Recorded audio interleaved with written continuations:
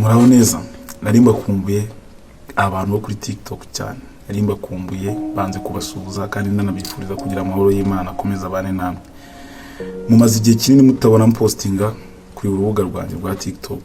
Impamvu ni nta yindi rero na makuru ababaje kubera ko namerutse kubura TikTok yanjye hashize ukwezi n'igice nyibuze. Bwa mbere nyibura numvaga ari ibintu bizongera nkayibona, ariko nagerageje gukoresha abahanga mu babyigiye kugira ngo bigarure biranga. Niyo mpamvu rero nje ahangaha ndagira ngo mbabwire iyi ni TikTok yanjye nshyashya ngiye kujya nkoresha mu gihe iriya byananiranye ko yagaruka.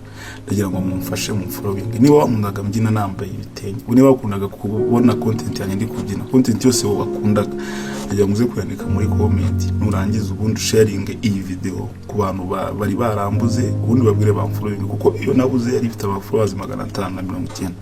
Nagira ngo mukoze mumfashe mu following, mu sharing no video, hanyuma muri content warumumbuye uyandike muri comment, kubera ko ubu nje mu muntu mushyashya, nje mu mwana mushyashya, mfite inyota, mfite inzara, kuko ngiye gushaka kurya kugira ngo mage. Ngiye kujya mbagezaho video buri munsi guhera uyu munsi kwa mbere kugeza indi minsi yose.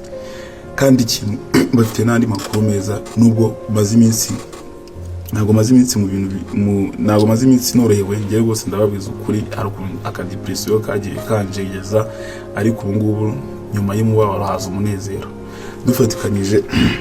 Dufatikanyije ndabizi neza ko TikTok yakongera ikagurubing up kandi mukayisharinga, mugahereza inshuti n'abavandimwe kugira ngo bongere babone ko ingere ndi gukoresha. Nicyo ndi kubisabira. Ikindi mfite indirimbo yitwa Repete niyo ngiye gutangirana ni TikTok. Ndabakunda cyane, mukomeze mugubwe neza kandi nizera ko dufatikanyije twabigeraho. Imana ikomeze ubahe umugisha.